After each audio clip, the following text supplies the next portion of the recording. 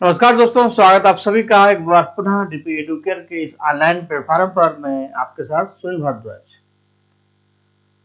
पेट के सिलेबस में आपने देखा होगा इतिहास का एक महत्वपूर्ण सेक्शन है प्राचीन भारत, कुछ मध्यकालीन भारत और कुछ आधुनिक भारत से प्रश्न है और राष्ट्रीय स्वतंत्रता संग्राम तो है ही। तो सिलेबस भले ही 5 क्वेश्चन आए, लेकिन सिलेबस लगभग वो सारी बातें हैं जो पूछी जाती हैं। सिंधु घाटी की सभ्यता से लेकर के वर्धन वंश गुप्तोत्तर काल की सभी घटनाओं को रखा गया है। फिर स्वतंत्रता संग्राम से संबंधित 5 प्रश्न अलग से होंगे। तो सिलेबस बहुत ब्रॉड है, लेकिन क्वेश्चन चूंकि कमी आएंगे और आपको थोड़ा पॉइंट में ही चीजों को समझना होगा। लेकिन बिना कॉन्सेप्ट को जाने बिना अगर खाली रटेंगे बैठ के तो भी भूल जाएंगे। इसलिए की कोशिश ये है कि जो नोट्स हैं वो तो है ही, थोड़ी सी कहानी पता रहे, थोड़ा सा मैटर पता रहे तो याद रखना आसान हो जाता है। कोई मूवी अगर आप बिना देखे उसकी कहानी रटते हैं तो भूल जाएंगे, देख लेते हैं स्टोरी दिमाग में आ जाती है तो तथ्य रखना दिमाग में बहुत आसान हो जाता है कि कटप्पा ने किसकी हत्या की, अमरेंद्र बाहुबली या महेंद्र बाहुबली। मूवी देखी नहीं अगर बाहुबली तो एग्जाम तक अमरेंद्र बाहुबली हो जाएंगे महेंद्र बाहुबली, कटप्पा हो जाएगा करियप्पा या कुड़प्पा। ये चीज यहाँ पर भी लागू होती है। तो सिलेबस में आज प्राचीन भारत का फर्स्ट पार्ट हम शुरू कर रहे हैं और इस पार्ट में सिंधु सभ्यता से मौर्य वंश तक की कहानी और संबंधित जो तथ्य हैं वो रखेंगे इस क्लास में, और जस्ट इसके बाद के बचे हुए टॉपिक उसमें आ जाएंगे। कुछ भी हमने छोड़ा नहीं, ध्यान रखिएगा। और ये नोट्स पीडीएफ में भी आपको के पास उपलब्ध होगा, लेकिन मेरे बहाने कम से कम जो मेन तथ्य बन सकते हैं उनको सुनिए, समझिए और उनको ऑब्जर्व करिए। जो मेन बिंदु है उनको हम अंडरलाइन करते चलेंगे, इससे सारी चीजें अगर आती हैं वो आपको मिल जाए। क्योंकि जो भी पूछा जाएगा सीधा सीधा, लेकिन फिर भी वो सीधा सीधा कभी कभी टेढ़ा टेढ़ा हो जाता है जब हम रटने की कोशिश करते हैं। आइए शुरू करते हैं बिना समय लाश करते हुए। सिंधु घाटी की सभ्यता के बारे में अगर हम जाने तो ये एक विकसित सभ्यता थी, एक नगरीय सभ्यता थी।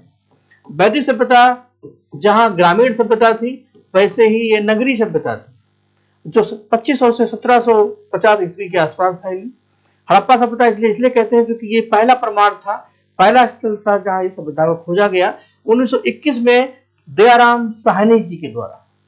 वाई दयाराम साहनी जो पुरातत्व विभाग के अध्यक्ष थे मिस्टर मार्शल, उन्हीं के दिशा निर्देशन में दयाराम जी ने हड़प्पा को, राखालदास बनर्जी ने मोहनजोदड़ो की खोज की। हड़प्पा मोहनजोदड़ो इस सभ्यता की जुड़वा राजधानियां भी कहलाती हैं। तो दुनिया की सबसे पुरानी सभ्यताओं में ये एक मानी जाती है। उसी समय मेसोपोटामिया, मिस्र, दजला फरात की नदियों पर और भी सभ्यताएं थी, लेकिन ये सबसे विकसित नगरीय सभ्यता में एक थी। अब जो मेन स्थल है वो कहां पर है वर्तमान में, किस राज्य में है, एक क्वेश्चन तो ऐसे बन सकता है। ठीक, किसने खोजा और कब खोजा, शुरुआत के 2-3 प्लेस है हमने उनको रख दिया और क्या इसमें खास है। तो एक दो क्वेश्चन इससे बन सकते हैं। तो हड़प्पा वर्तमान में पड़ता है पंजाब के में और ये रावी नदी के किनारे है। नदी है इसमें रावी, हड़प्पा यानी रावी, और मोहनजोदड़ो सिंध नदी के तट पर है। दयाराम साहनी ने 1921 में, और मोहनजोदड़ो जो सिंध प्रांत में है राखालदास बनर्जी के द्वारा खोजा गया। कालीबंगा राजस्थान में है, पहले आप लोकेशन देखिए। लोथल गुजरात में है वर्तमान में, जहां एक बंदरगाह मिला। धौलीबेरा सबसे बड़ा स्थल है, धौलीबेरा और राखीगढ़ी ये गुजरात में है। राखीगढ़ी हरियाणा में है, बनवाली भी हरियाणा में है। तो कभी कभी इनसे प्रश्न पूछ लिए जाते हैं। फिर इनके खोजकर्ता यहां तक हो सकता है ना भी पूछा जाए क्योंकि काफी डीप हो जाएगा, लेकिन कम से कम हड़प्पा मोहनजोदड़ो को आप ध्यान रखें। राखीगढ़ी वर्तमान में सबसे बड़ा स्थल माना जाता है जो हरियाणा में स्थित है। अब क्यों ये फेमस है, हड़प्पा में अनाज के भंडार मिले हैं 12, एक कब्र मिले हैं, कब्रिस्तान मिला है जिसको R37 नाम दिया गया।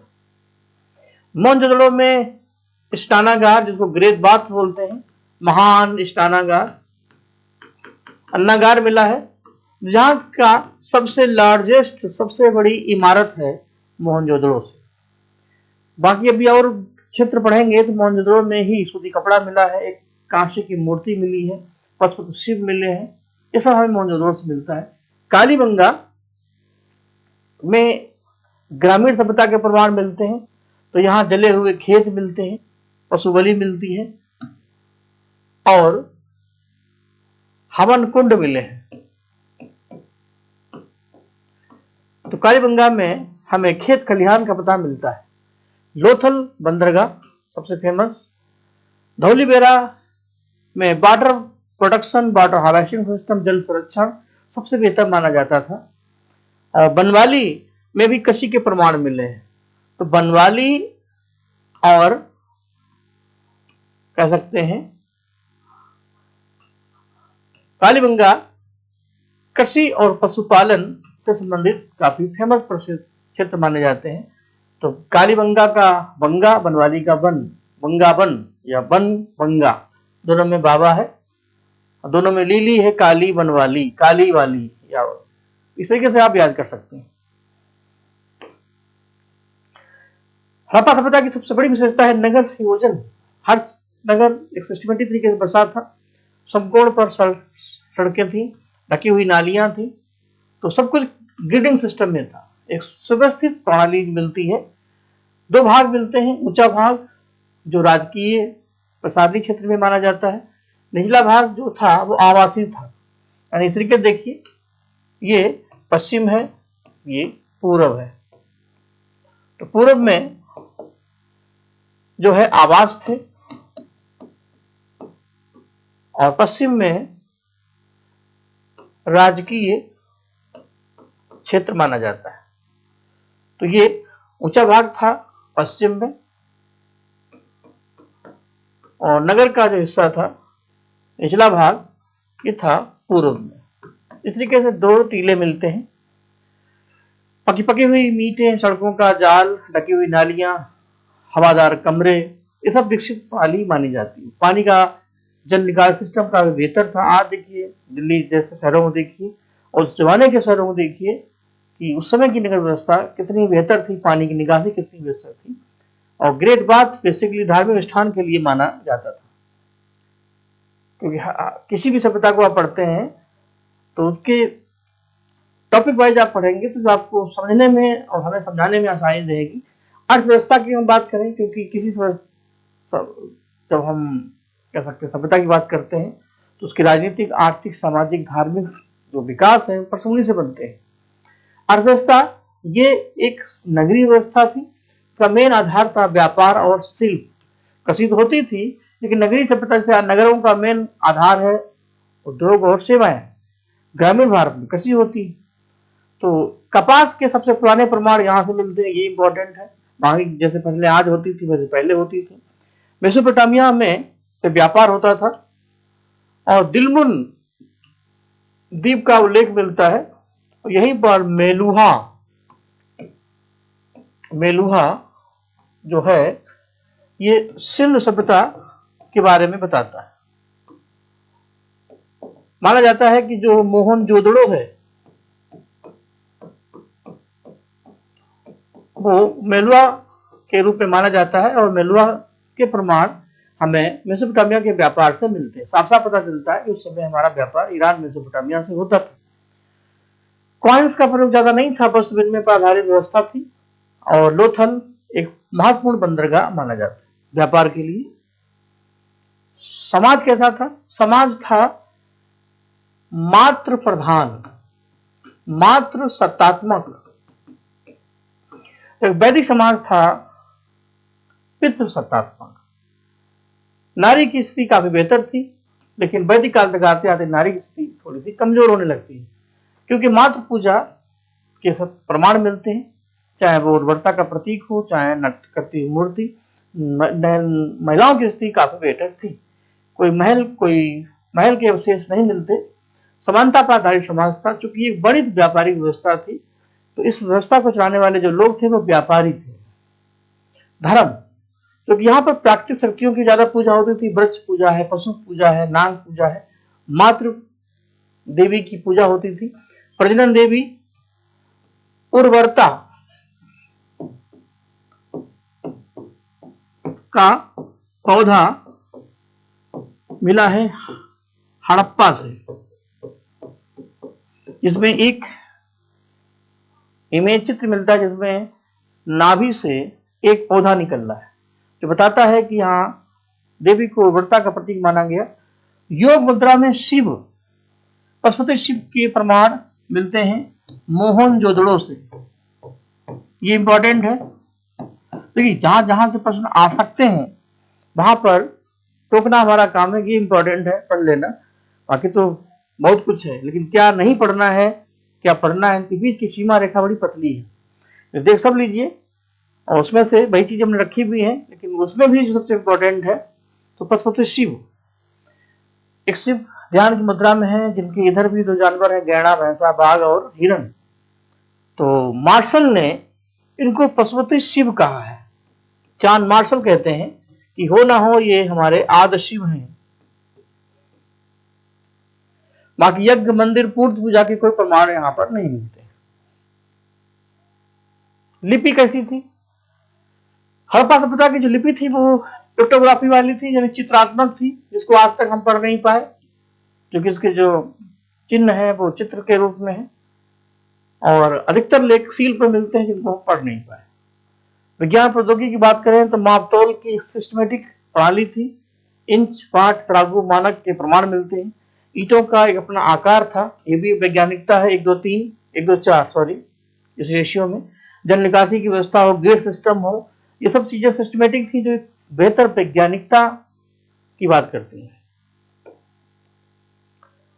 मिट्टी के जो बर्तन थे वो लाल मिट्टी पर काले चित्र मिलते हैं। इसके अलावा कांसे की मूर्ति, कला और शिल्प की अगर बात करें, कांसे की एक मूर्ति मिली है नृत्य करती हुई, कांसे की मिली है एक नर्तकी, और इसके प्रमाण मिलते हैं मोहनजोदड़ो से। ये इंपॉर्टेंट है। एक कमर पर हाथ है, एक हाथ पे चूड़ियां हैं, बताती है कि महिलाएं कितनी अंदर से प्रसन्न है और उनका समाज में कितना बेहतर स्तर रहा होगा। दाढ़ी वाले पशुपति इनको बोलते हैं योगी या पुरोहित। इनकी मूर्ति मिली है हड़प्पा से, ये भी इंपॉर्टेंट है। तो ये सब कला शिल्प में ध्यान रखें। पतन के कारण ये सभ्यता, इतनी बेहतर सभ्यता कैसे अंत जिसका हुआ? तो कोई भी सभ्यता हो जो आएगी वो जाएगी, रहना नहीं देश बिराना है। तो अलग अलग विद्वानों ने इनके अलग अलग रीजन दिए। कुछ लोग कहते हैं बाढ़ आ गई उसी नदी में, कुछ लोग कहते हैं कि आगे चल करके नदियों का बहाव बदल गया, आर्यों ने अटैक किया, महामारी फैली वगैरह। सबने अपने अपने तरीके से इसके पतन की बात कही। कोई कहता जलवायु में परिवर्तन हुआ, आर्यों का अटैक, बाढ़, नदियों का मार्ग बदलना, सबको थोड़ा थोड़ा मान लें तो ये सभ्यता अलग अलग कारणों से धीरे धीरे परिवर्तित हो गई। और इसी के ट्रैक पर हमें अगली सभ्यता दबे पांव मिलती है, वैदिक संस्कृति या सभ्यता। अब इन दोनों सभ्यताओं में क्या अंतर है, क्या समानताएं हैं, इसके लिए हम चलते हैं वैदिक सभ्यता की तरफ। लेकिन कुछ बातें हैं जो टू द पॉइंट में याद रखनी चलते चलते। सबसे पहला स्थल है हड़प्पा, किसने खोजा? दयाराम साहनी ने। सबसे बड़ा स्थल है राखीगढ़ी जो है हरियाणा में, दूसरा है मोहनजोदड़ो भारत में, दोनों भारत में है। सबसे बेहतर जल प्रणाली आ जाए तो धौलावीरा। कपास जिसको हिंडन बोलते हैं, हिंडन नदी भी है, तो कपास के प्रमाण मोहनजोदड़ो से मिलते हैं। लोहा नहीं मिलता क्योंकि यह सभ्यता कांस्यकालीन है, कांस्यकालीन है, और इसलिए इसमें कांसे का प्रयोग होता है। आगे चलकर के लोहे के प्रमाण मिलते हैं, तो कांस्यकालीन सभ्यता मानी जाती है। अब बात करते हैं वैदिक सभ्यता की। वैदिक सभ्यता का विकास सिंधु घाटी के बाद में हुआ, और चूंकि सभ्यता वेदों पर आधारित है, वेद का अर्थ होता है ज्ञान, इसलिए इसको वेद पर आधारित सभ्यता कहते हैं। 1500 से लेकर के 6000 तक इस सभ्यता का कार्यकाल माना जाता है, टाइम ड्यूरेशन।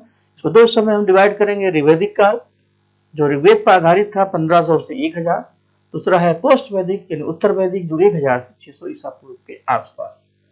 तो लगभग कह सकते हैं 1000 के आसपास यह सभ्यता विकसित हुई। तो यह सभ्यता आर्यों ने इसकी शुरुआत की, इसलिए इसको हम आर्य सभ्यता भी कहते हैं। अब आर्य कहां से आए? तो माना जाता है कि आर्य जो थे इनका जो मूल स्थान है वो अधिकतर लोग मध्य एशिया मानते हैं। मध्य एशिया में इसका सबसे ज्यादा समर्थन मैक्स मूलर ने किया है। मैक्स मूलर कहते हैं कि यहां पर एशिया में एक अभिलेख मिला है, बोधज अभिलेख, और उस अभिलेख में वैदिक कालीन कई देवता हैं जिनके प्रमाण मिलते हैं। तो मैक्स मूलर कहते हैं कि एशिया में बोधज एक अभिलेख है और इस अभिलेख में 4 वैदिक देवता का उल्लेख मिलता है। कौन कौन 4 हैं? इंद्र, वरुण, मित्र, नासत्य। ये चारों बोधज कोई अभिलेख जो मध्य एशिया में ईरान माइनर क्षेत्र में पाया गया। तो चूंकि वहां पर ये डिटेल मिलते हैं तो साफ साफ पता चलता है कि आर्य संस्कृति जो थी वो मध्य एशिया तक थी।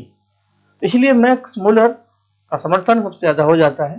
तो यहाँ पर दो बातें हैं, बोधज कोई अभिलेख भी इंपॉर्टेंट हो जाता है। किस अभिलेख में मध्य एशिया में वैदिक संस्कृति का पता चलता है, कौन कौन देवता हैं, इनके नाम पूछे जाते हैं। आर्य शब्द का अर्थ अगर बात की जाए, आर्य का अर्थ होता है श्रेष्ठ, यूनिक, उच्च कुल का व्यक्ति। तो यहां आर्य शब्द जो है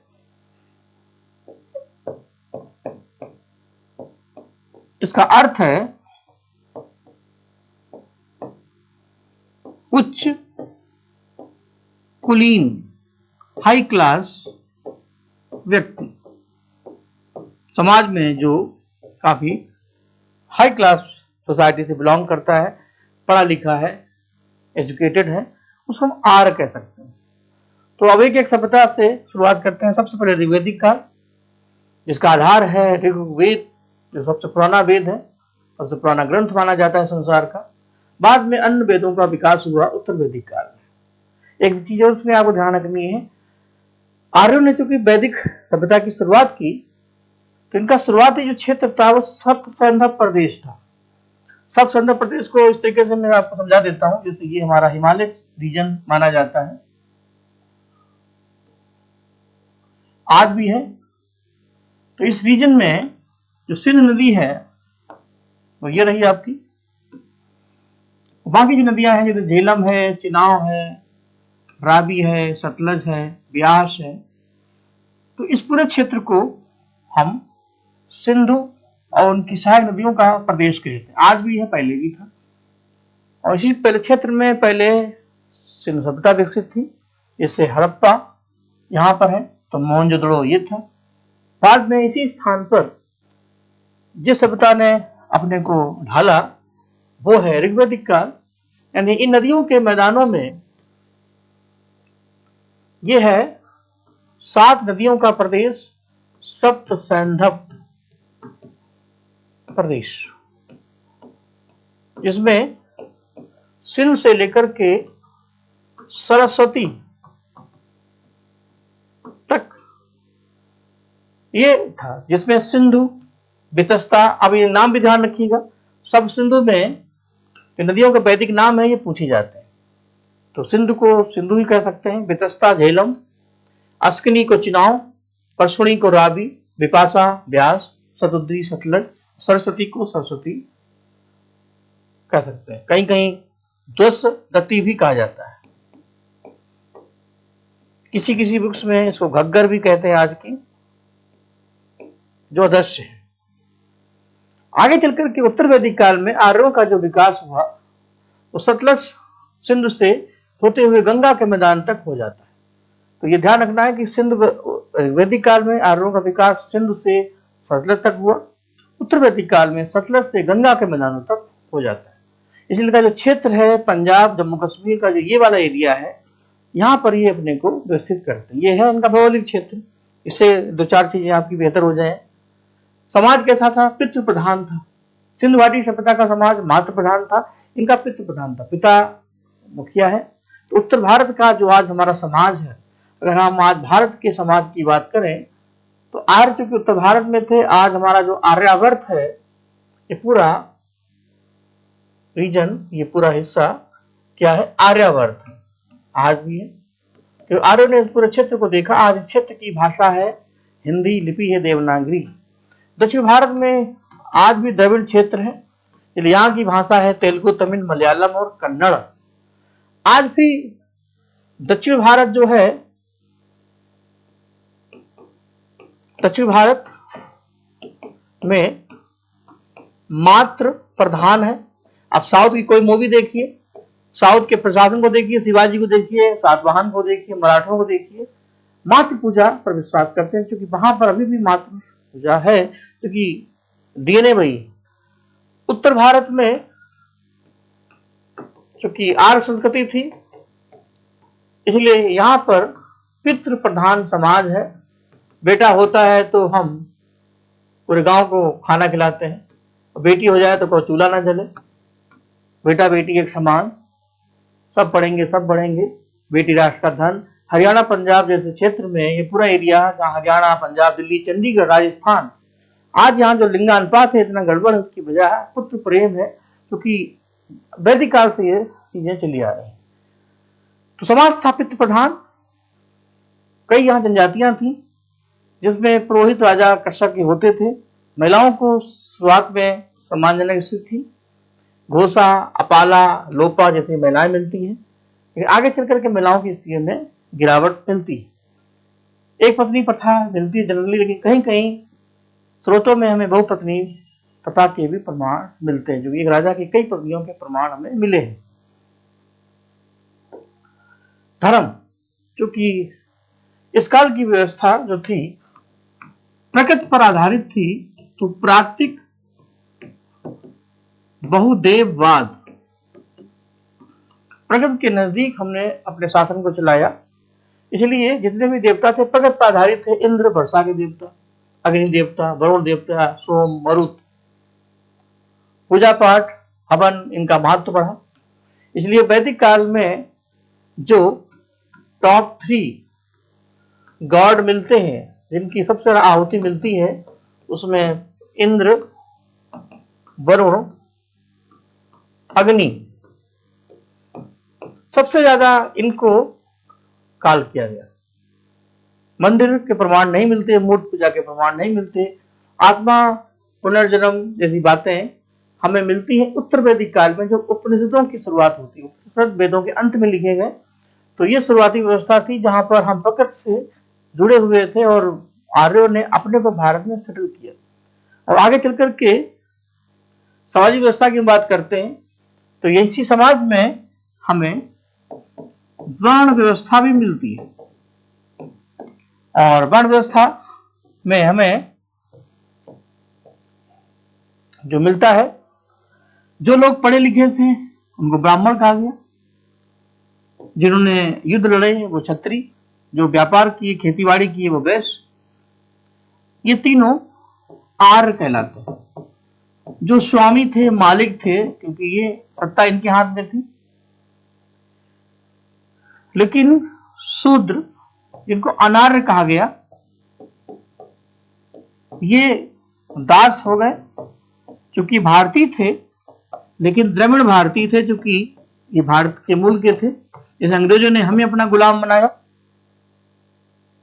क्योंकि हमारी नस्ल और रूप रंग अलग था, ऐसे आर्यों ने मूल भारतीयों को अपने गुलाम बनाया, क्योंकि वो आर्य नहीं थे, इसलिए वो उनकी सेवा करेंगे, क्योंकि वो उनके स्वामी थे।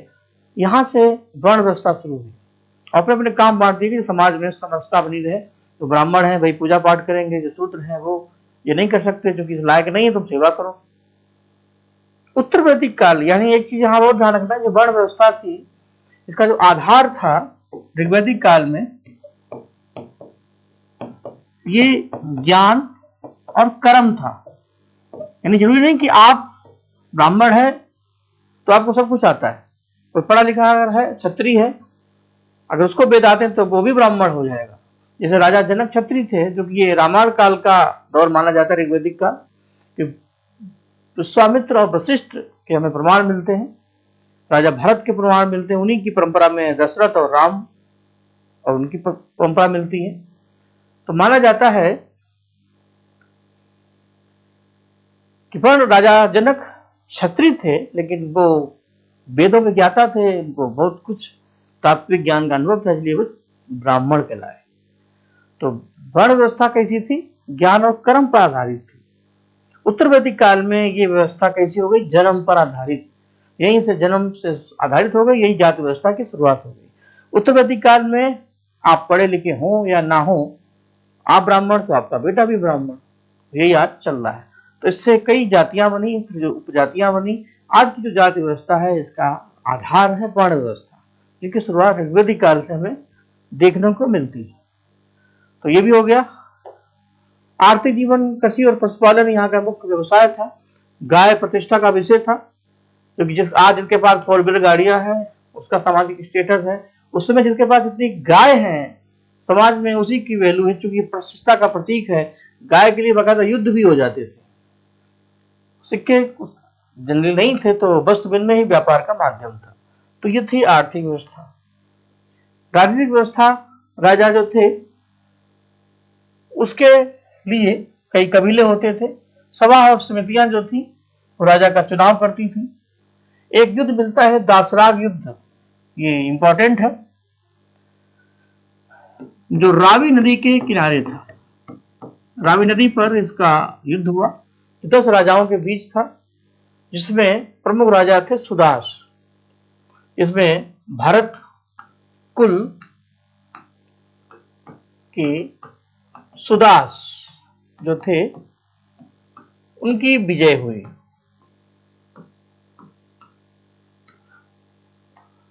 बाकी एक तरफ थे 10 राजा, एक तरफ थे राजा सुदास, और ये युद्ध बहुत फेमस है, जो रावी नदी के तट पर लड़ा गया था। तो मंत्र प्रथा यदि कोई व्यवस्था थी नहीं, धीरे धीरे आगे चलकर उत्तर वैदिक काल में चीजें और बेहतर हुई। चलिए उत्तर वैदिक काल ही चलते हैं। उत्तर वैदिक काल में जो आपके काम की चीज है, अब धर्म में दार्शनिक चिंतन की तरफ हमें प्रभाव मिलता है। आत्मा, परमात्मा, पुनर्जन्म, स्मृतियां, सूत्र, इनकी व्यवस्थाएं हो, समाज में परिवर्तन मिले। समाज को व्यवस्थित करने के लिए हमें नियम कानून बनाने पड़े, उसके लिए सूत्र बनाए गए, स्मृतियां बनाई गई, ब्राह्मण, आरण्यक और उपनिषदों की रचनाएं हैं। उपनिषदों को ही हम वेदांत कहते हैं, क्योंकि वेदों के अंत में माने जाते हैं। आरण्यक जंगलों में लिखे गए, गूढ़ साहित्य होता है। ब्राह्मण गद्य साहित्य है, जो हर वेद का अपना एक ब्राह्मण होता है, जो गद्य के फार्म में है। भौगोलिक विस्तार अभी मैंने बताया। अब आर्य गंगा जमुना के दोआब तक आ गए, उनकी सीमा अब सिंधु सरस्वती से गंगा तक हो गई।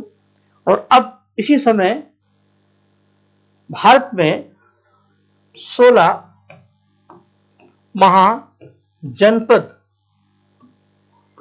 का उदय हुआ, क्योंकि जो जन थे उस समय की जो राजनीतिक इकाई थी वैदिक काल की, अगर ऐसे देखें, वैदिक काल की जो इकाई, यानी इसको इंग्लिश में यूनिट बोल सकते हैं, सबसे छोटा था गांव।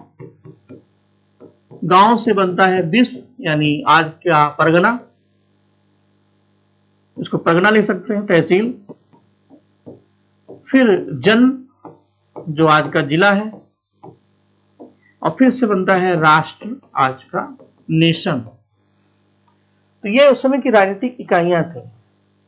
यही जो जन है आगे चल करके महाजनपद, यानी एक स्टेट में कन्वर्ट हो गया, यानी कई जिले मिलकर के एक राज्य बने, जिनमें कौशल, कुरु, पांचाल, विदेह, मगध जैसे प्रांत हैं।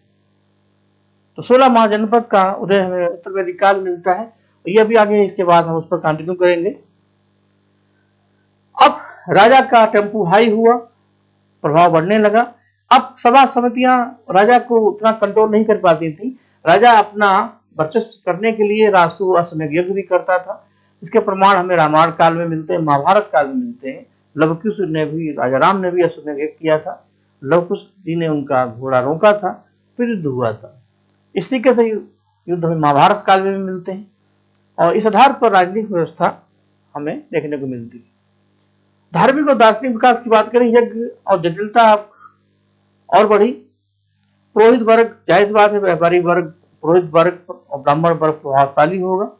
उपनिषदों में दार्शनिक बातों का विस्तार मिलता है और धार्मिक असंतोष हुआ और इसके कारण एक सामाजिक क्रांति आई।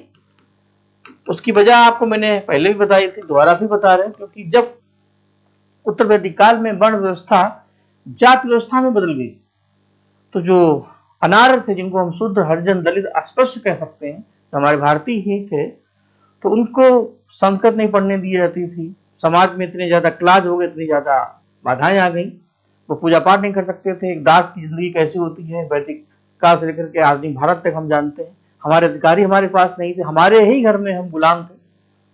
तो सामाजिक छुआछूत इतनी ज्यादा थी, मंदिर में वो जा नहीं सकते थे, पढ़ नहीं सकते नहीं थे। तो ऐसी स्थिति में समाज से बहिष्कृत होने से बचने के लिए, वो अपनी मान प्रतिष्ठा सम्मान को बनाए रखने के लिए एक सामाजिक क्रांति हुई।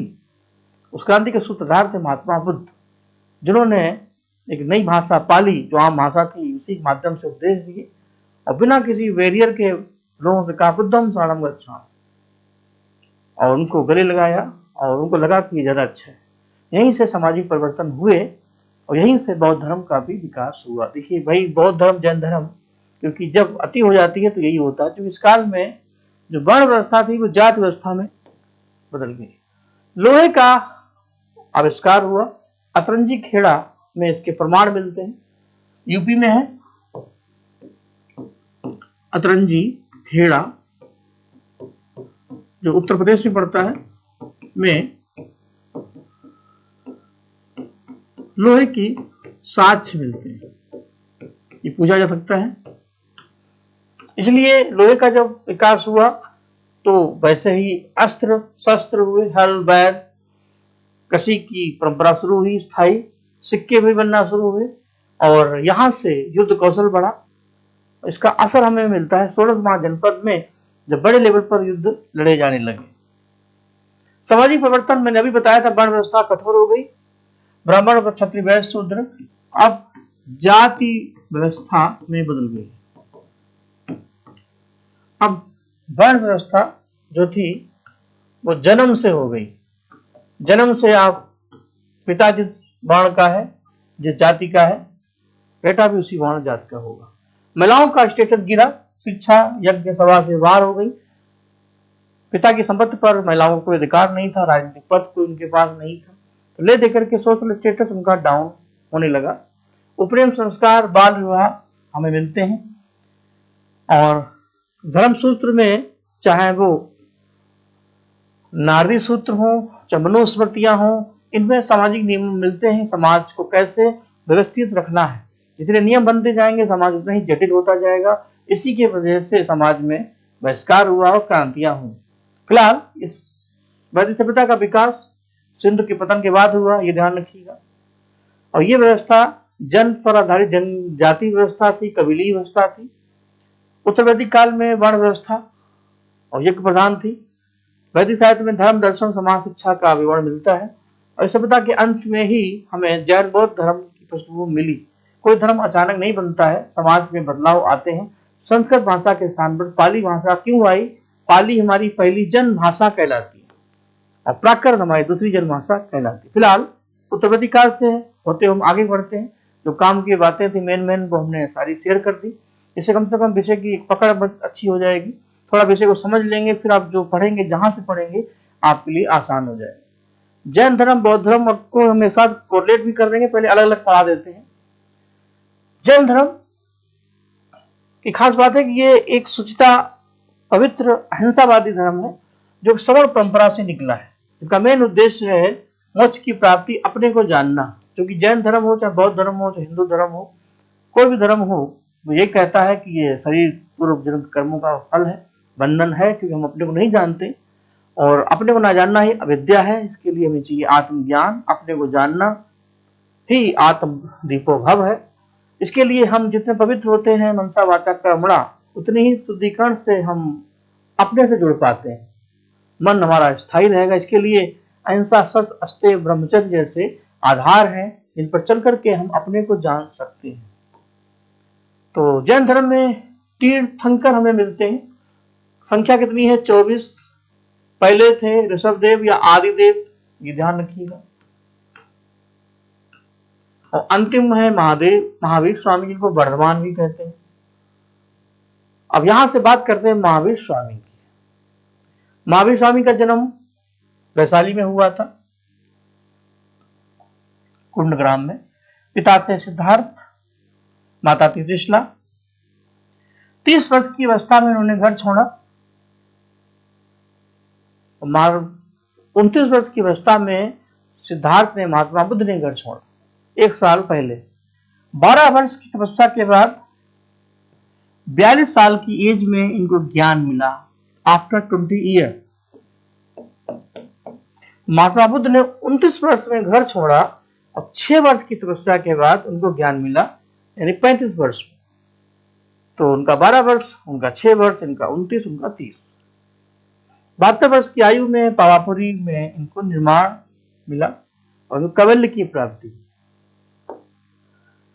जैन धर्म के जो सिद्धांत है उसमें त्रिरत्न, सम्यक दर्शन, सही देखना, सही का ज्ञान, सही गलत की पहचान और चरित्र आपका कैसा, ये 3 जैन धर्म के मेन पिलर हैं। 5 महाव्रत हैं जो साधु संत हैं उनके लिए, जिसमें से अंतिम वाला जो था वो महावीर स्वामी ने जोड़ा। अहिंसा, सत्य, अस्तेय, ब्रह्मचर्य और अपरिग्रह, ये ऊपर की जो 4 हैं ये पहले से चले आ रहे थे। अपरिग्रह जो थे 5वां, ये महावीर स्वामी ने इसको जोड़ा। ये पूछा जा सकता है कौन सा महाव्रत महावीर स्वामी ने जोड़ा। अपरिग्रह, इसका मतलब क्या होता है? विषय आसक्ति का त्याग। विषय आसक्ति का मतलब है जब हम संसार को छोड़ते हैं, सुई भी नहीं ले जा सकते। तो इसकी मोह माया क्यों, ये मेरा है, ये मेरा है। तो उतना ही लो जितना जरूरी है। साईं इतने दो जितने कुटुंब समाए, मैं भी भूखा ना रहूं, साधु भी ना भूखा जाए। बहुत ज्यादा ला लो कि मतलब नहीं। सिकंदर हो चाहे कोई भी सम्राट हो, मुट्ठी बांध के आया जग में, हाथ पसार के जाएगा, छोड़कर ये संसार जब तू जाएगा।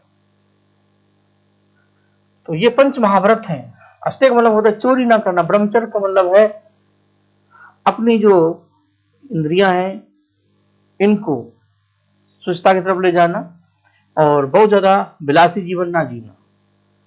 2 प्रकार की इनके संप्रदाय स्कूल मिलते हैं, दिगंबर जो निवस्त्र रहते हैं और श्वेतांबर जो सफेद वस्त्र पहनते हैं। और दिगंबर में महिलाओं के लिए मोक्ष का ऑप्शन नहीं है क्योंकि वजह है नग्न रहना।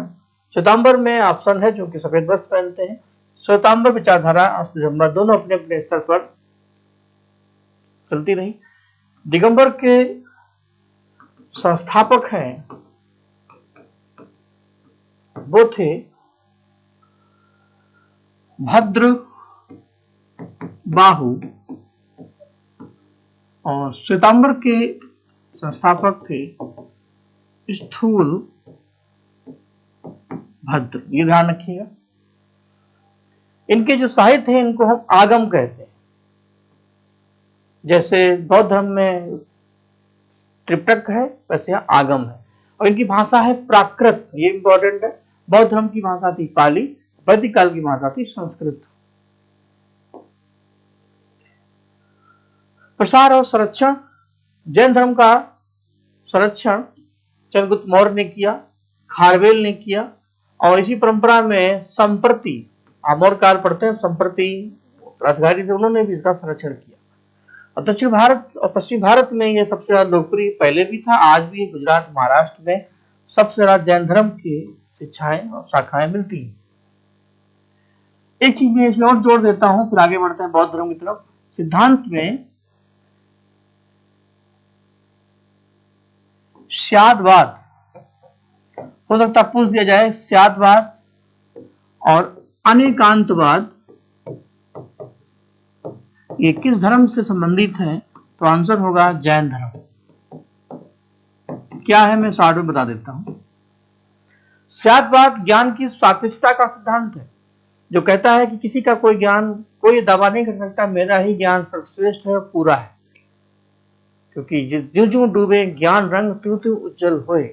अब जितना आप सीखते हैं उतना ही लगता है और मिल जाए, क्योंकि ज्ञान के सागर गहराई अनंत है, तो जितना सीखते जाएंगे उतना ही अपने को निखारते जाएंगे, लेकिन ये कह नहीं सकते कि जो है वो कंप्लीट है। इसलिए ज्ञान में, सीखने में संभावनाएं होती हैं, इसी को बोलते हैं स्यादवाद। इसके 7 नए हैं यानी संभावनाएं हैं। स्यादवाद में सप्त भंगी नए हैं। अब चूंकि जो लैंग्वेज है वही लिखनी पड़ेगी। सप्त भंगी नए का मतलब है इसमें 7 संभावनाएं हैं, 7 प्रकार से इसमें पॉसिबिलिटी है। अब कभी कभी क्या है, क्वेश्चन सीधे पूछ दिए जाते हैं, वो आपने पढ़े नहीं तो आपको लगेगा तुमने क्या आ गया। तो स्याद अस्ति, स्याद नास्ति, स्याद अस्ति नास्ति च। इसके लिए कहानी मैं आपको सुनाता हूं जो उससे संबंधित है। 7 अंधे थे, 7 अंधे थे, उन्हीं पर ये बनाया गया, जिन्होंने कभी हाथी नहीं देखा। अब देखा ही नहीं तो दिमाग में कोई इमेज नहीं होगी। अचानक हाथी उनके सामने आ गया। अंधे थे तो जो उन्होंने हाथी का जो अंग पकड़ा उनको लगा यही सही है, तो एक ने हाथी का पैर पकड़ा तो कह रहा हाथी खंबे जैसा है, पिलर जैसा है। दूसरे ने तब तक पूछ पकड़ी, नहीं नहीं तुम गलत कह रहे हो, हाथी रस्सी जैसा, हाथी रस्सी जैसा है। वो कह नहीं खंबे जैसा है, वो कह रस्सी जैसा। तब तक एक चढ़ गया ऊपर, हाथी के कान पकड़े, हाथी सूप जैसा है। नहीं, एक कह रहा है हाथी चबूतरे जैसा है। तो सबके अपने अपने मत, और सबका ज्ञान सही है, आंशिक रूप से सही है। फिर एक संत आए, कहा बेवकूफ हूं, तुमने हाथी का एक एक अंग छुआ है, अब तुम सब सही हो लेकिन एक साथ सही हो, इसलिए कभी मत कहो कि मेरा सही है तुम्हारा गलत, तुम्हारा भी सही है हमारा भी सही है, मिलके दोनों का सही है। इस तरीके से स्यादवाद अपना काम करता है। चलिए, अनेकांतवाद कहता है कि संसार में अनेक प्रकार की वस्तुएं हैं, अनेक जीव हैं, अनेक द्रव्य हैं, और इसलिए जैन धर्म कहता है कि संसार में नाना प्रकार के जीव हैं, सब में वो जीवात्मा है, और कर्म बंधन के कारण वो यहाँ पर बंधन पड़ती है। एक चींटी से लेकर के आदमी तक सब में इंद्रियां हैं और सब में जीवन है। इसलिए जैन धर्म में अहिंसा बहुत ज्यादा महत्व रखती है। इसलिए वो सांस भी लेते हैं तो भी मास्क लगाते हैं, जिससे कि जीव की हत्या ना हो। तो यह है स्यादवाद। अब इसी कड़ी में चलते हैं बौद्ध धर्म की तरफ। बौद्ध धर्म की बात करें तो इसके संस्थापक के महात्मा बुद्ध। अब बुद्ध की बात करें तो जन्म हुआ लुम्बिनी में 563 ईसा पूर्व। पिता थे शुद्धोधन, शाक कुल के, जो एक गणराज था। माता थी महामाया, जिनकी मृत्यु हो गई जन्म के बाद। मौसी प्रजापति गौतमी ने इनको पाला। पत्नी थी यशोधरा, पुत्र थे राहुल। लेकिन पत्नी और पुत्र का प्रेम भी इनको रोक नहीं पाया। एक संत साधु बनने की यात्रा में गृहत्याग किया 29 वर्ष की आयु में, और 6 वर्ष के बाद घूमते टहलते बोध गया में बोध वृक्ष के नीचे इनको ज्ञान मिला 35 वर्ष की आयु में, यानी 6 वर्ष के बाद। और महावीर स्वामी को मिला था 12 वर्ष के बाद। उन्होंने 30 वर्ष में घर छोड़ा, उन्होंने 29 वर्ष में घर छोड़ा। उनको 12 साल के बाद मिला, उनको 6 साल के बाद मिला। ये ध्यान रखिएगा, कोरिलेट करें। पहला उपदेश दिया सारनाथ में, जिसको धर्मचक्र प्रवर्तन कहते हैं। मां पर निर्माण मिला 483 में कुशीनगर में।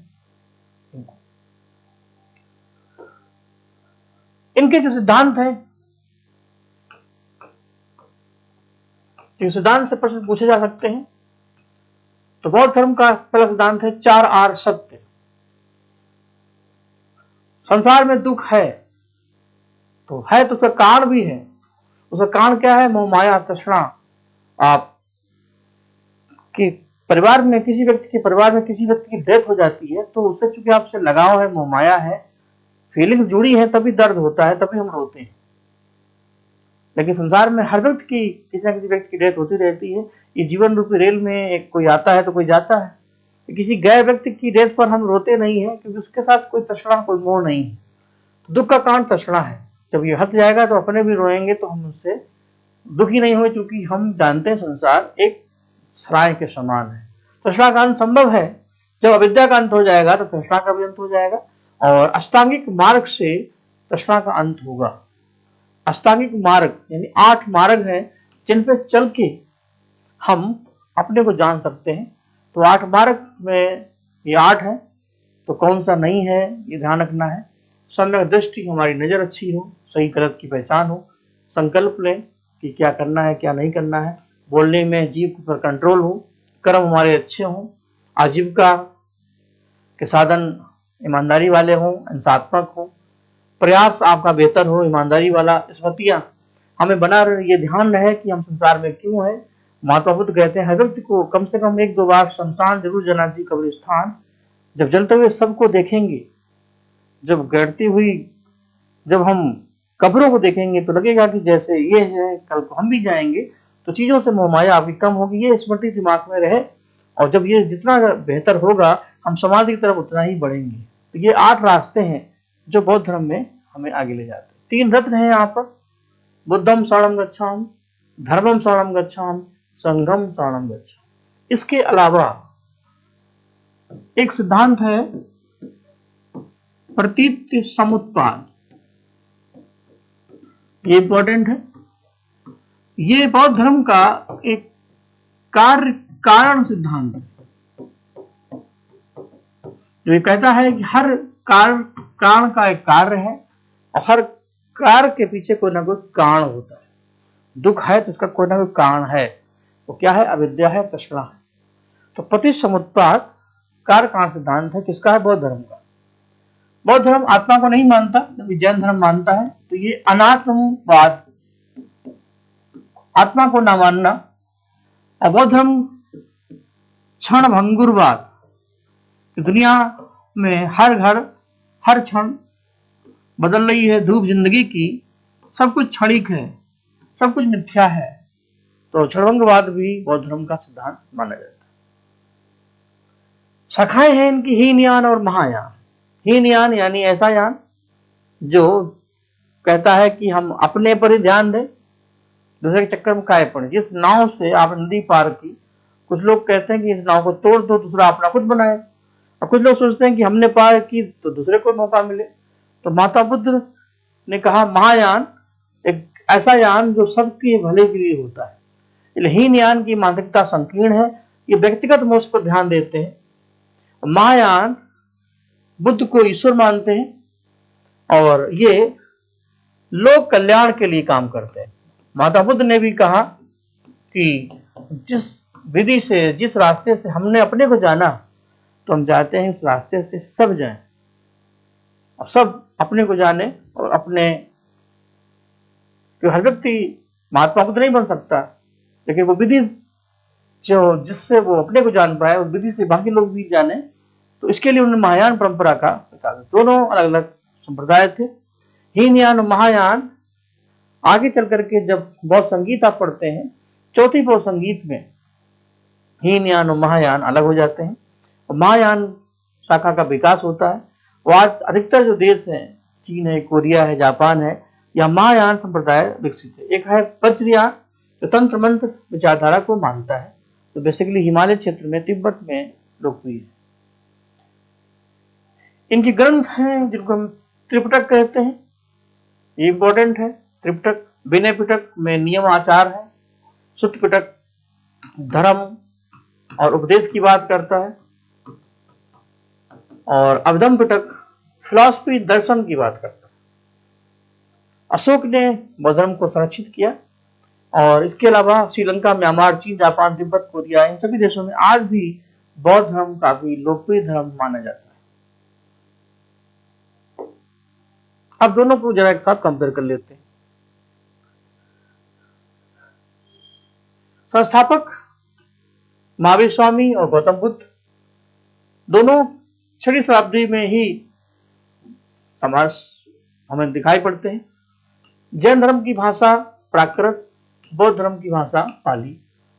दोनों का ही लक्ष्य था आत्मा की शुद्धि और मोक्ष, और बस अंतर यह है कि बौद्ध धर्म में इसको हम निर्माण कहते हैं और जैन धर्म में इसी मोक्ष को हम कैवल्य कहते हैं।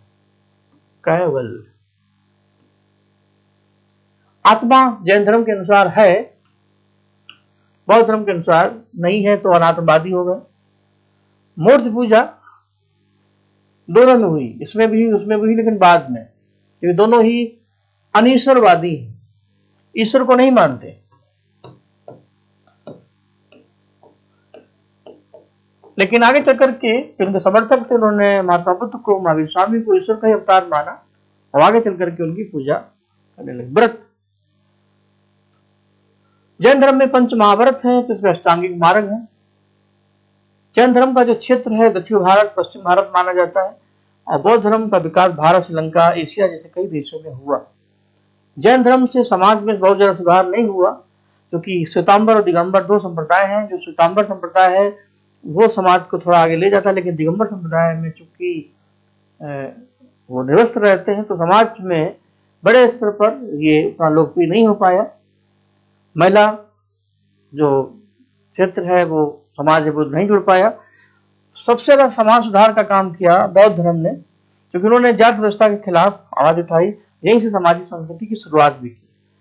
बौद्ध जैन धर्म को संरक्षण खारवेल, चंद्रगुप्त मौर्य जैसे शासकों ने दिया, तो अशोक कनिष्क जैसे शासकों ने बौद्ध धर्म का संरक्षण किया। इतनी बातें हमें मिलती हैं, बाकी बताने को जानने को बहुत कुछ है, तो इनको देखिएगा। पढ़ते समय एक चीज मैं बता दूं, बहुत संगीतियां भी आती हैं जिनका डिटेल तो आगे कर देंगे, या मैं ओरल बता देता हूं। किस संगीत में, तो पहली वो संगीत जो हुई थी वो राजगृह में हुई थी, जब अशोक अजातशत्रु के समय महात्मा बुद्ध का निधन हुआ था, तो अजातशत्रु के समय पहली वो संगीत हुई थी। दूसरी वो संगीत जो हुई थी वो पाटलिपुत्र में अशोक के समय हुई थी। तीसरी वो संगीत जो हुई थी वो शुंग वंश के शासक कालाशोक के समय हुई थी। और चौथी वो संगीत कश्मीर के कुंडलवन में हुई थी कनिष्क के समय। और इसी संगीत में हीनयान महायान दोनों अलग हो गए। महायान एक स्वतंत्र शाखा के रूप में विकसित हुआ। और इनके कौन कौन से अध्यक्ष हैं और क्या इनका काल था, आप इसको जरूर देख लें। ऐसे ही जैन धर्म में भी दो संगीतियां हुई, एक पाटलिपुत्र में हुई, दूसरी गुजरात के बल्लभी में हुई। सिलेबस बहुत ज्यादा है। 16 महाजनपद, 16 महाजनपद जो उत्तर वैदिकाल में जिसका जिक्र मैंने किया था, इनका वर्णन पूछा जाता है अंगुत्तर निकाय और महाभग और भगवती सूत्र। ये इंपॉर्टेंट है। भगवती सूत्र में, उत्तर निकाय में इनका वर्णन मिलता है। ये दो प्रकार के हैं, राजतंत्रात्मक और गणराज प्रधान। इनमें कौन कौन से हैं आइए लिस्ट मैंने आपको दे दी है। इसमें से अधिकतर राजधानी वर्तमान में कहां पर स्थित है ये पूछा जाता है। बाकी जानकारी के लिए सारी चीजें हैं। तो अंग महाभारत काल में, रामायण काल में, महाभारत काल में इनका अधिक विस्तार में मिलता है। और अंगराज कर्ण आपने सुना होगा ना, महाभारत काल में अंगराज कर्ण बिहार का ही हिस्सा है, बिहार के उत्तर में, तो बिहार का भाग है। इसकी राजधानी थी चंपा। मगध आज का जो बिहार पटना है, जहां से मगध जनपद की शुरुआत हुई, जहां से मौर्य काल की शुरुआत हुई। गिरिव्रज राजगृह राजधानी थी, फिर पाटलिपुत्र हो गई, अब इसी का नाम है पटना। काशी बनारस, कौशल यानी कौशल्या का क्षेत्र आज का श्रावस्ती, और अवध क्षेत्र जो है अयोध्या का जो अवध क्षेत्र है आगे चल करके वो इसी में आ जाता है। बज्जी उत्तरी बिहार में पड़ता है, वैशाली के लिच्छवी यहाँ पर है। मल्ल कुशीनारा के मल्ल देवरिया में, जहां पर महावीर स्वामी को कैवल्य मिला था, सॉरी निर्माण हुआ था, महापरिनिर्वाण। चेदी बुंदेलखंड पड़ता है उत्तर प्रदेश में, इसकी राजधानी थी शुक्तिमती। बक्स इलाहाबाद के दक्षिण में पड़ता है। कौशाम्बी बसराज, राजा थे उदयन। कुरु के नाम से है कुरुक्षेत्र। उत्तर वैदिक काल में या वैदिक काल की बात करें तो भरत कुल के थे राजा सुदास। 10 जो बाकी कबीले थे उनमें सबसे मेन कबीला था कुरु। तो भरत कबीला कुल और पुरु कुल जैसे युद्ध हुआ था, फिर पुरु कुल भरत कुल में शामिल हो गया तो नया कुल बना कुरुकुल। तो इसी कुरुकुल का संबंध है महाभारत काल में और यही संबंधित है कुरुक्षेत्र की राजधानी थी हस्तिनापुर, इंद्रप्रस्थ। श्री कृष्ण जी ने कहा था दुर्योधन से कि पांडवों को कुछ जमीन दे दो, तो दुर्योधन ने कहा हम सुई की नोक के बराबर भी नहीं देंगे। इसी चक्कर में महाभारत हो गई कहां, कुरुक्षेत्र में। पंचाल, पांचाली यानी द्रौपदी। पश्चिमी उत्तर प्रदेश, कंपिल पड़ता है आगरा के पास क्षेत्र। मत्स्य राजस्थान में है, जयपुर अलवर के आसपास। विराटनगर राजधानी थी। सूरसेन मथुरा, यहां से सौरसेनी का विकास हुआ। अवंती उज्जैनी मध्य प्रदेश। गंधार की गांधारी यानी दुर्योधन की मां, मामा शकुनी का घर, पेशावर तक्षशिला। कंबोज अफगानिस्तान की राजधानी थी हाटक, राजपुर हाटक। और अस्मक पोटली। अस्मक ही अकेला ऐसा महाजनपद था जो दक्षिण भारत में गोदावरी के तट पे था और नर्मदा नदी के नीचे था अस्मक। बाकी जितने भी महाजनपद थे वो उत्तर भारत में थे। कंबोज घुड़सवार अश्वों के पालने के लिए फेमस था। बाकी हर महाजनपद की अपनी कहानी है। अब उसी में सबसे महत्वपूर्ण है मगध महाजनपद। और उसमें कौन कौन से वंशों का उदय हुआ, जिसमें मगध में बात करते हैं तो हर्यक, शिशुनाग, नंद, मौर्य। ठीक, मौर्य के बाद शुंग, पुष्यमित्र शुंग और कण्व।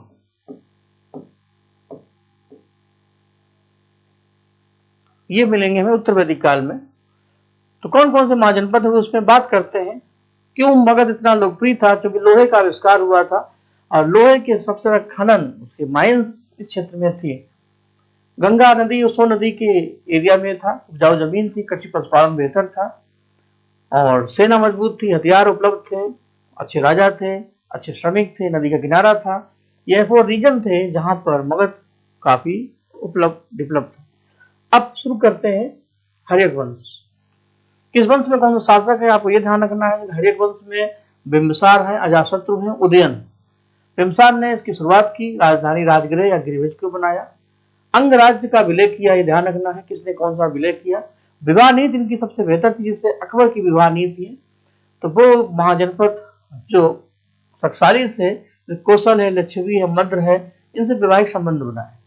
उनके बेटे अजाशत्रु ने सब गड़बड़ कर दिया, जिनसे विवाह किया उन्हीं से युद्ध किया और साम्राज्यवाद की महत्वाकांक्षा में पिता की राजनीति को बेकार किया। और पहली बार इतिहास में पितृहंता है, क्योंकि बिंबिसार ने अपने पिता अजाशत्रु की हत्या की, तो इसीलिए अजाशत्रु को हम पितृहंता बोलते हैं। और जैसा आप बोएंगे वैसा काटेंगे। तो उदयन भी पितृहंता है, इसने भी अपने पिता को वैसे मारा जैसे पिता ने उसके बाबा को मारा। ये भी पितृहंता है, इतिहास अपने को दोहराता है। अजाशत्रु ने लिच्छवियों को हराया सामदाम दंडभेद के तरीके से। पाटलिपुत्र राजधानी स्थानांतरित की जरूर, लेकिन सही तरीके से पाटलिपुत्र को बसाया उदयन ने। अजाशत्रु के समय ही पहली गौ संगीत हुई थी, जब महात्मा बुद्ध को महापरिनिर्वाण मिला था। अजाशत्रु के समय ही महात्मा बुद्ध का देहावसान हुआ था और उसके बाद पहली गौ संगीत यहाँ पर हुई थी। उदयन ने पाटलिपुत्र को पूर्ण राजधानी बनाया, ये इंपॉर्टेंट है। तो ये 3 हो जाएंगे हर्यक वंश के, बिंबिसार, अजातशत्रु और उदयन बाऊ, ये हो जाएंगे हर्यक वंश के। शिशुनाग वंश में 2 शासक हैं, शिशुनाग और कालाशोक, काकवर्ण कालाशोक। शिशुनाग ने राजधानी फिर एक बार पाटलिपुत्र कर दी, बनारस की जगह पाटलिपुत्र, और अवंती राज्य का विलय किया, ये बहुत खास है। कालाशोक के समय दूसरी बहु संगीत होती है वैशाली में। तो कालाशोक और शिशुनाग जाएंगे शिशुनाग वंश में। इसके बाद आएगा नंद वंश, जिसके संस्थापक थे महापद्म नंद, एक शुद्ध शासक थे, जिनको एक रात सर्व शताब्दक की उपाधि दी गई। उत्तर भारत में अधिकांश महाजनपदों पर उन्होंने अधिकार किया।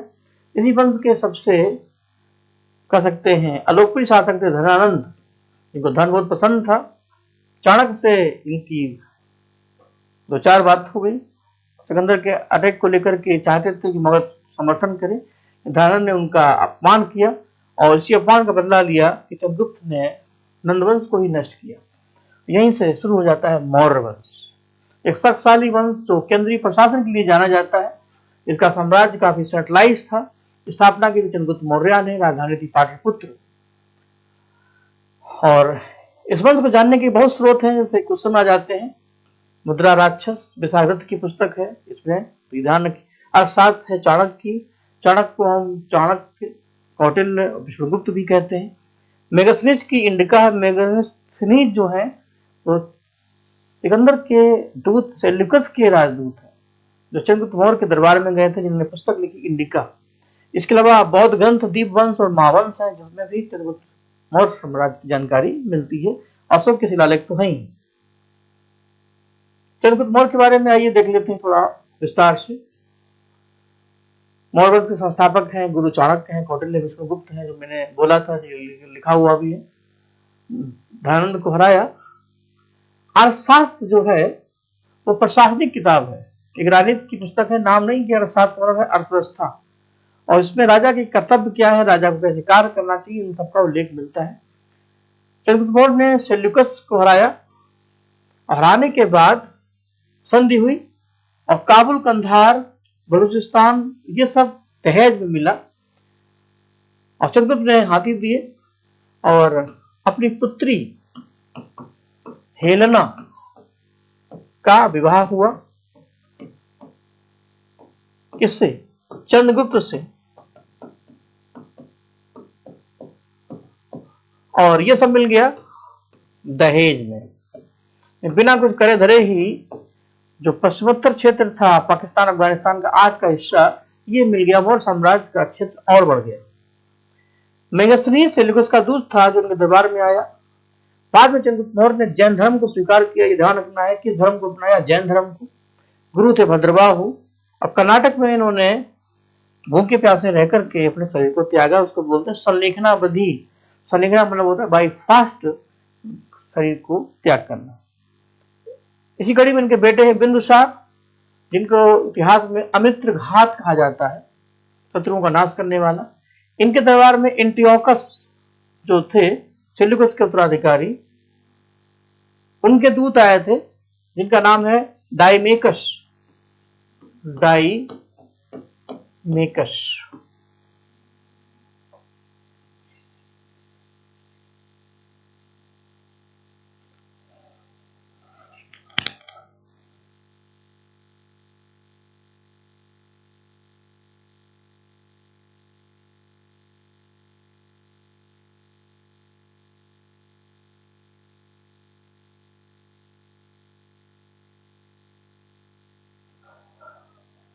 तो मेगस्थनीज जो थे वो सेल्यूकस के दूत थे। सेल्यूकस के उत्तराधिकारी थे एंटियोकस। इनके दूत थे डाइमेकस। तो डाइमेकस बिंदुसार के दरबार में आए थे। डाइमेकस बिंदुसार के दरबार में आए थे। और डाइमेकस किसके दूत थे? एंटियोकस के। सेल्यूकस किसके दूत थे? मेगस्थनीज सेल्यूकस के थे। तो मेगस्थनीज का संबंध चंद्रगुप्त मौर्य और अशोक से है। डाइमेकस का संबंध बिंदुसार से। ये बहुत इंपॉर्टेंट टॉपिक है। शासन विस्तार दक्षिण भारत तक हुआ, कर्नाटक को छोड़कर।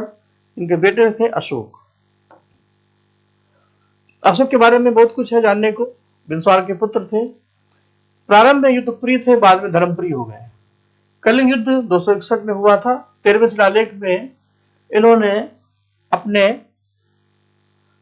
हृदय परिवर्तन को किया और इसका वर्णन मिलता है 13वां शिलालेख, जिसमें कलिंग युद्ध के बारे में वर्णन है। धर्म नीति को त्यागा, युद्ध नीति को त्यागा, धर्म नीति को अपनाया। इनके जो शिलालेख हैं वो 4 भाषाओं में है। वो भाषाएं ध्यान रखना है, ब्राह्मी, खरोष्टी, अरेमाइक, ग्रीक यानी यूनानी। 4 लिपियां हैं, भाषाएं। और धर्म प्रचार के लिए दूत भेजे श्रीलंका में, मिस्र में। इन्हीं के समय तीसरी वो संगीत हुई थी, अशोक के समय थर्ड, जो कहाँ हुई थी? पाटलिपुत्र में। अध्यक्ष थे मोगली पुत्र पुत्री संघमित्रा और पुत्र महेंद्र को श्रीलंका भेजा। अशोक के टोटल 33 लेख हैं, जिसमें कुछ स्तंभ लेख हैं, कुछ शिलालेख हैं, कुछ गुफा लेख हैं।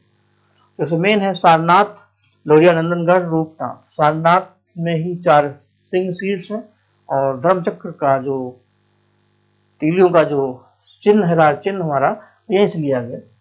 मृत्यु हुई थी 232 ईसा पूर्व में। अशोक के बाद के जो उत्तराधिकारी थे काफी कमजोर थे, जैसे दशरथ हैं, प्रयद्रथ हैं, शाहरुख हैं। साम्राज्य बिखर गया। तो कितना बड़ा साम्राज्य संभालना बस की बात नहीं। अगर प्रशासन ढीला है, परिवार में ही अगर बच्चे विद्रोह करने लगते हैं, यदि पिताजी नहीं रहते, तो यहाँ तो इतना बड़ा साम्राज्य था। तो अंतिम शासक थे ब्रहदत्त, उनके ही सेनापति थे पुष्यमित्र, जो ब्राह्मण थे, और उन्होंने हत्या की और शुंग वंश की स्थापना की 185 ईसा पूर्व में। यहाँ से हमें सिस्टम पे मिल जाता है शुंग वंश। बाकी मौर्य काल की बाकी बातें। प्रशासन कैसा था? प्रशासन इनका था जो था वो केंद्रीकृत था, सेंट्रलाइज था।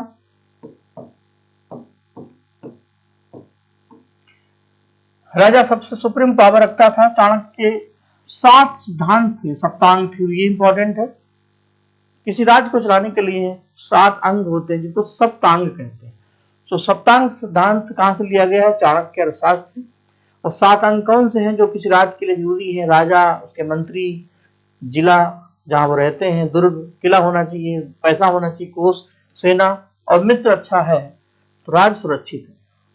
मौर्य काल में नगर प्रशासन बहुत इंपॉर्टेंट है, नगर व्यवस्था यहाँ की जोड़ थी। नगर का प्रशासन 30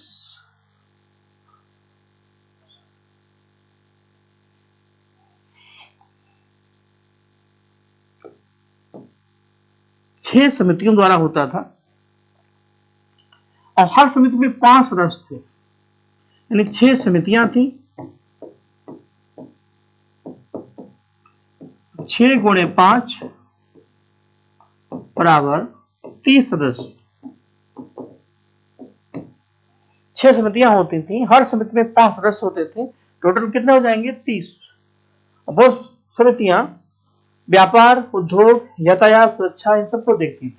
इस तरीके से नगर प्रशासन वहां का था। तो कितनी समितियां थी? 6। मेंबर कितने थे? 5। टोटल कितने हो जाएंगे? 30। न्याय, राजा न्याय का अंतिम स्रोत था, उसी की बात को सबसे फाइनली माना जाता था। एक था धर्मस्थीय, जिसको हम दीवानी कोर्ट कहते हैं। पैसे का मामला, राजस्व का मामला। दीवानी मतलब यहाँ दीवानी नहीं, ना दीवाना। रेवेन्यू यानी पैसे का विवाद, आज भी दीवानी कोर्ट है। और कांटक शोधन, जिसको बोलते हैं कंटक, कांटा निकालने के लिए कंटक शोधन, जो आज की भाषा में कहें तो लड़ाई झगड़े का यानी फौजदारी कोर्ट माना जाता है। 2 प्रकार के कोर्ट बनते हैं। और कठोर दंड नीति थी, गुप्तचर व्यवस्था थी, जिससे समाज में डर हो और लोग अपराध ना करें। मजबूत सेना थी, जिसमें पैदल, घोड़ा, हाथी, रथ सब थे। प्लिनी हो चाहे जस्टिन हो चाहे प्लूटार्क हो, सब कहते हैं कि मौर्य सेना में 6 लाख तो सैनिक थे, 9,000 से ज्यादा हाथी थे, 30,000 से ज्यादा घोड़े थे। इतनी बड़ी सेना है, तभी उन्होंने पूरे भारत को एक कर पाया। अब अंत में चलते चलते भारत का पहला जो केंद्रीय साम्राज्य था मौर्य साम्राज्य, जिसने चंद्रगुप्त ने यूनानी आक्रमण से भारत की रक्षा की सिकंदर के समय। अशोक पहले शासक थे जिन्होंने बौद्ध धर्म को अपनाया, युद्ध नीति को छोड़ा और धर्म नीति को अपनाया। ये सारी बातें हमें मौर्य काल में ही मिलती हैं। तो सिंधु सभ्यता से होते हुए वैदिक काल तक, वैदिक काल के अंत में षोडश महाजनपद, षोडश महाजनपद में आया मगध, मगध में आया हर्यक वंश, हर्यक में बिंबिसार, अजातशत्रु, उदयन, फिर सुषनांग और कालाशोक, नंद वंश, फिर मौर्य वंश, मौर्य वंश के बाद अब अगली मुलाकात होगी हमारी मौर्योत्तर काल। आपके सिलेबस में जो टॉपिक है, देखिए इतिहास में है तो बहुत कुछ, तो जाहिर बात है सब पढ़ेंगे तो फिर कहीं ना कहीं भटकेंगे। तो आपके ये सारे टॉपिक आपके पैड के सिलेबस में है। तो अब जो नेक्स्ट टॉपिक होंगे, जो नहीं भी होगा तो हम शॉर्ट में उसको समझा देंगे।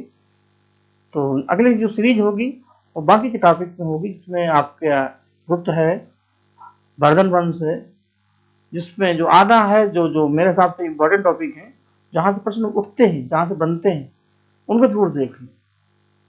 इन्हीं सारी बातों के साथ मुलाकात होगी नेक्स्ट क्लास में। तब तक पढ़ते रहिए। जय हिंद, जय भारत।